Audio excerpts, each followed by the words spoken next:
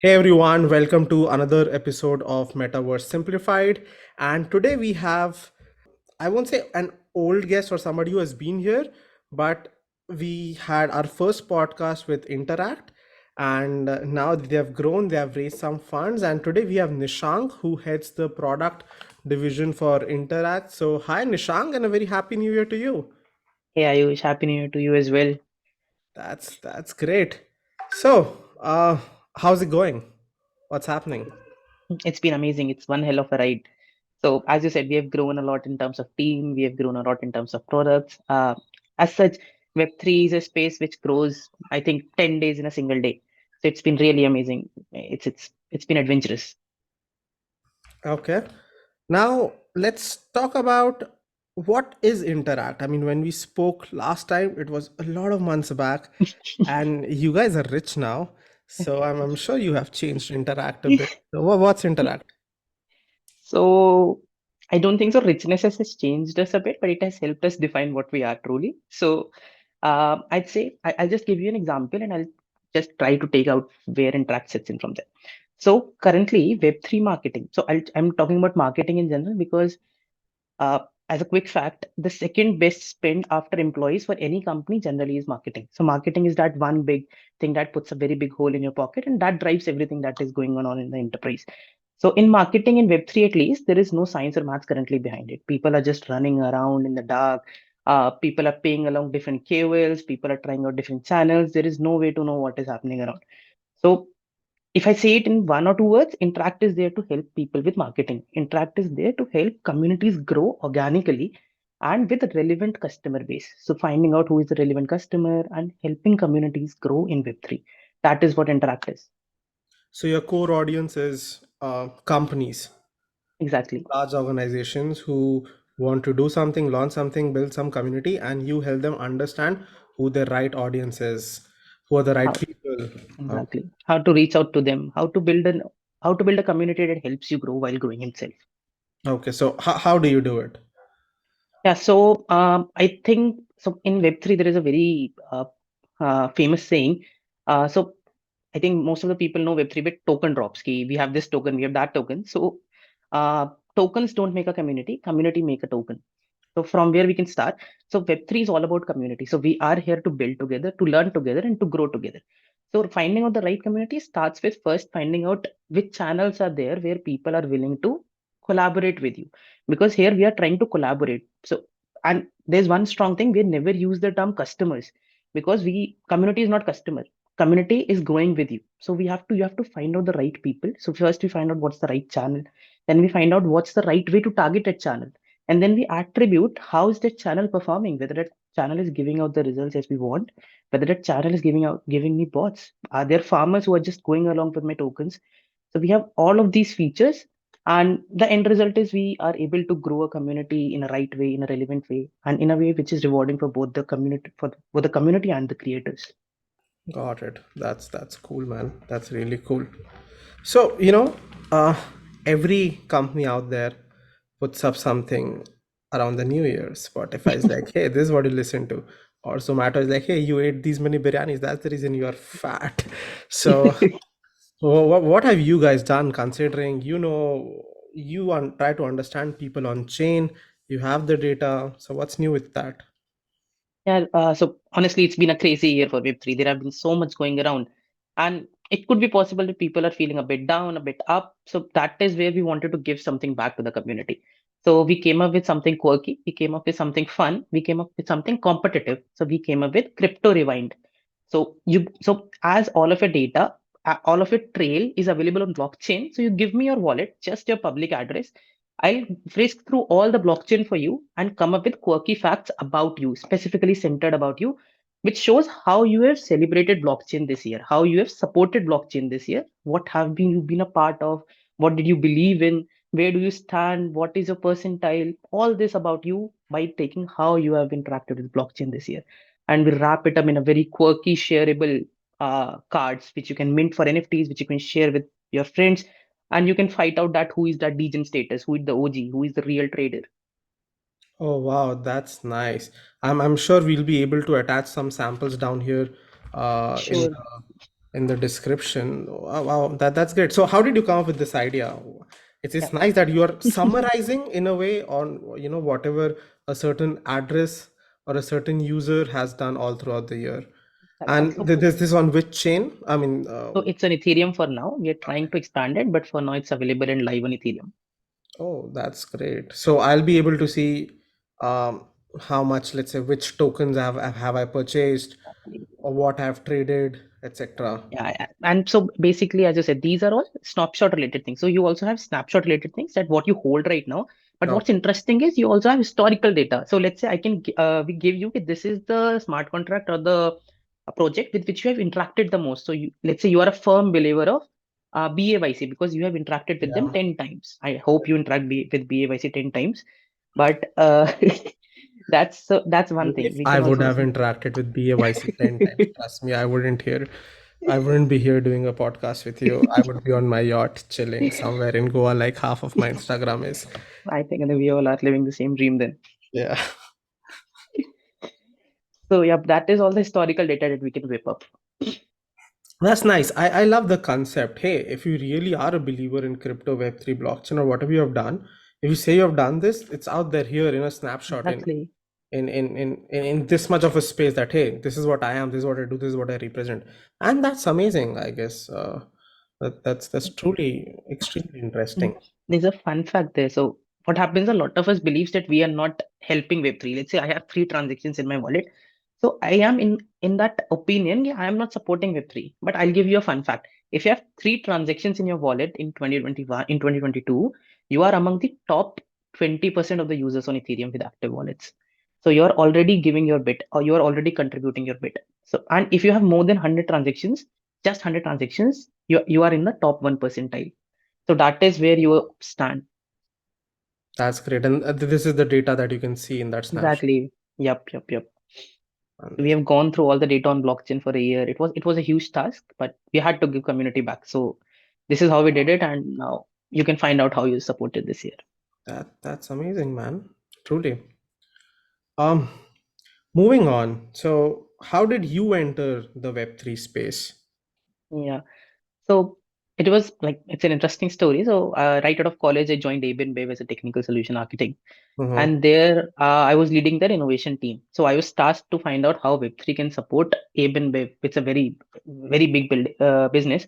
How it can help propel digital transformation in Abe and Bev. That is how I got introduced to Web3. And Just then, sorry, stopping you. Shout out to yeah, AB and Bev for providing amazing beers to all of us in life. Yeah, man. Continue. agreed. They are helping us go ahead. Yeah, yeah.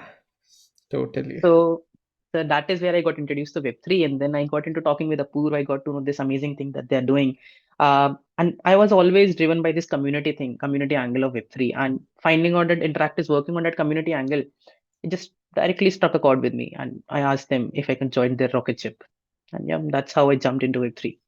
Uh-huh. Okay. And let's say somebody wants to be a part of a product team in a Web3 or be a product manager, an APM, a Yeah. product analyst, something. How should they go about it? Uh, I think, yep. So there are no concrete steps as such, but one thing that they need to be for sure is there is a very big difference between Web 2 and Web 3 PMing, and that is right now you're not trying to understand customers here. You're trying to understand collaborators here. So Yeah. that is where a very big switch happens. So I think the first step should be a part of Web 3 community, find out what is going around, just try to stuck around in some forums, try to see what's going around, get that vibe, get into that nativity, and then you'll start understanding what is going on in the community. And that is a very good step to start coming onto the community. Okay. So what kind of communities you think and how can people be a part of these communities? Yeah, so that is where I think it's a very good thing. Web3 community is very open-handed. So this podcast in itself is kind of community. It's helping you venture into the Web3 world by taking you step by step into this world. There are many people who are doing similar kind of works. Then there are forums on Reddit. There are forums across anywhere. Then there are very good projects. There are very good protocols that are working. You can join their discords, and that is how you can get into this nativity. You have this Binance Academy where you can start understanding some of the fundamentals, how things are working. We also have a user roadmap which can help you give which communities are right to join, and that is how you can get into that. I'd say Web3 booths and find out what is going around, what is needed. And there have been a lot of holes. We are in a pretty nascent stage. We need product managers in Web3. Oh, that's nice. So all the product folks out there, if you're interested, hit these guys up. They're amazing. Uh, love the way they work and proceed. So I mean, we'll if you have a page, we'll link it down there, the career section. Sure, sure, sure. Yeah. Um, where do you see, so 2022 was not the best year for crypto, definitely not. Even for Web3, because with inflation skyrocketing and the interest is going up, the funding has slowed down, and now Yep, people yep, are yep. a little cynical because the Ethereum prices and Bitcoin prices have crashed. And let's be frank, there was a lot of traction in Web3 because of the crypto part Exactly. of it. That hey, Yep, crypto yep, is yep. growing, so this can be the next big thing. So suddenly, I've seen the interest going down in this space, be it LinkedIn or in general, normal people talking about, hey, I bought Ethereum for this much today. So, what do you think 2023 is going to offer? And let's talk it from multiple angles. Crypto, if you want to, from big company spaces, what are you seeing? Because you're at the Yep. heart of it, and from a user perspective as well. So, I just want to give this narrative a spin. Yeah. So, there have been a lot of people who have left this space, but it could be that's for good because now we have people who genuinely believe in the authenticity of the community, in the authenticity of the project. True, crypto has been a very lucrative offer, and everything that starts needs something to grab that people. But I think this has been a very good stage. Now we can start building the community bottoms up with people who really matter, with people who want to collaborate to the community, who want to collaborate to the different projects. Again, we know this guy Nishank who worked in AB and Bev because he used the word bottoms up. Yup, that was a memory, a good memory from there. Oh, Nice, yeah. So I think that's one thing that is good. In terms of crypto, I think crypto holds a fundamental value in terms of what utility they provide and what's that utility layer, what's the application layer. And I think community till people are there to support it. I don't think so. It'll fall down. Honestly, it'll correct and it'll correct to the levels where it should be fundamentally, and from there it'll start going up accordingly. What changes? So rather than having inflated or what's say uh, a perceived value, it'll start having some fundamental value right now based on the applications. Um, DEXs and SEXs, it's a centralized exchanges. Sorry, decentralized exchanges and centralized exchanges, it's an ongoing debate. uh, who holds the key, who holds he who holds the key, he who holds the funds is already taking rounds, but still having the key to yourself has its own fears, its own problems. So it's a pros and cons kind of a space. It's still evolving. We'll see new technologies that will help people with all of this. So that is where it'll stand. But one thing is for sure, uh, people will keep going stronger because if I know one thing about Web3, it is that it's pretty resilient. Whatever happens, whatever happens, whatever is thrown into it, people are pretty resilient to come out of it. so what are the kind of use cases are we seeing your big fortune companies or companies Um, trying to execute right now? If you could talk about them. Yeah, yeah. So we have seen a lot of people venturing into marketing, reaching out to more people using this because, um, so if you think about it, it's a pretty far-fetched case. We are also working towards it. So it's a pretty, I'd say it's a peekaboo into what we are thinking. But marketing using Web3 could be thought of as a trustless, and yet fully trustworthy marketing where you are not paying anything to the middleman. You're paying it to whoever deserves that money. So that is what is called attribution. So let's say you saw something on Twitter, you searched it on Google and you found it. So should you pay Twitter for it or should you pay Google for it? It's a ever going debate. So I think Web3 can help you here. So marketing is one thing where we are seeing a lot of expansion in terms of Web2 companies going into Web3 because they can save some cost and they can reward the end users with it. And that is where also Interact is trying to position. If we can come up with, like, we are trying to come up with an algorithm that can help people attribute rightly. Whoever deserves that money should get that money. So that is one use case. Other use case, people are coming with these NFTs that have utility value in the real world scenarios.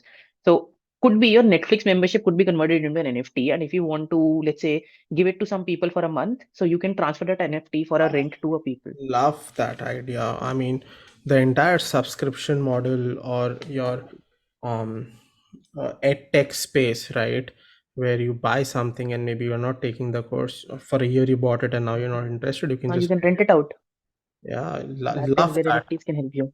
And I think this might just destroy a lot of your subscription companies' revenues. I mean, I was just thinking that day. Hmm. So, right now, when we were in colleges and school, we used to buy books. And, Yep. when we used those books, we would usually go to a bookstore and sell it Exactly. second hand. Yep. And then people would buy the second hand book. At times, even we would buy it because it has the Yep. same. Yep. Yep. Now, let's say you're buying something for a lifetime subscription. Let's say Yep. you're buying some Skillshare, which comes with an Hmm. NFT. Uh, I want to use it just for two courses. I've used it. Now I can sell it to somebody else. Exactly. It's beautiful, and I think that is something which should be done. And It's, it's not only that it'll not, I'd say it not only destroy, but it can help the ecosystem as well. So while transferring NFTs, you certain time pay royalty fees to the content creator. yeah, So yeah, Skillshare can also be benefit from this whole thing. Let's say I'm transferring it. So it makes sense that Skillshare should also make something. So it can have a cut key whenever you are transferring it, you have this amount of cut. So it can help the whole ecosystem, but it will help that identity theft that is prevailing in the community. yeah. But I have another thought. Let's say a Skillshare. Let's stick to the same example. Why would Skillshare enable or bring an NFT? For example, let's say I want to learn mobile photography. I bought the Yep. course. I learned it. So I bought the course Skillshare subscription for a year. I learned it in 1 month. Now I have 11 months remaining. I'm done with it. I'm gonna sell it. And you want to learn mobile photo or something else on Skillshare, right? Yep. I'm Skillshare, for example, let's say selling their subscription for $10. I'm ready to sell it for $5 to $6. Yep. Skillshare would still want to sell for $10, and Skillshare would want that you go ahead and buy it from them rather than buying an NFT, which gives them a percentage, a 2.5 or a 5 or 10, whatever percentage of royalty. Hmm.